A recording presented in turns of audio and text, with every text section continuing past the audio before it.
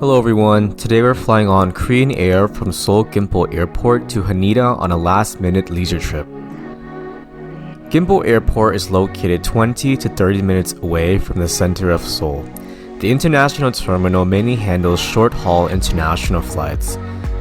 Since we already checked in, we only had to show our passports and vaccination forms to an agent. It was probably the easiest check-in process in months.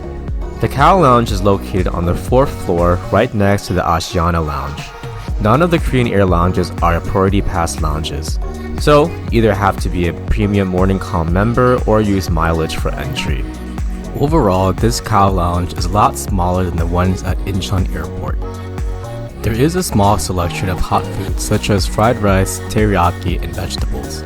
There is also a small selection of alcohol. Wi-Fi is also free. Since our flight departed at 4:20, we stayed here for an hour and a half. This will be our second trip to Japan in almost 2 months. In my last video from Japan, I went over Ethiopian Airlines business class from Narita to Incheon. Click on the link to check it out.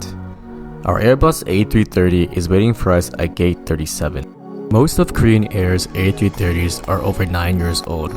They will soon be replaced by other aircrafts in the near future.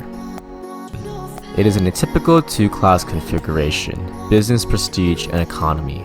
The seats are very basic in the Korean Air blue.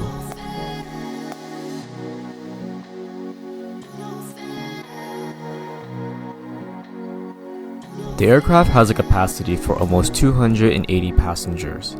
Boarding took less than 30 minutes. As we taxied to the runway, I noticed there was still a bit of snow from a few days ago.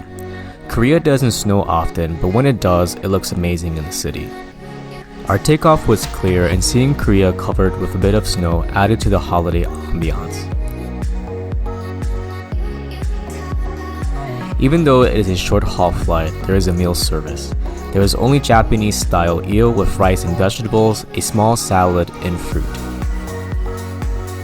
I like that it is a full meal and not just a small sandwich and drink. I paired the dish with the only beer they had to offer, which was Heineken. For medium or long-haul flights, there are more alcoholic options available. The eel had a little bit of bones on it, and I was not a huge fan of the mushy texture. However, it was sweet and paired well with the ginger sauce. I really do not recommend this dish for your kids. Overall, it was an okay meal and not the best I had on Korean Air. For the next hour and a half, I listened to music on Spotify. There is no onboard Wi-Fi, so make sure to download any music or videos beforehand. I also poked around the IFE for a little bit as well. The IFE is not extensive and it's pretty outdated. Nothing crazy here or to show. Our flight took about 2 hours and 50 minutes with no landing delays.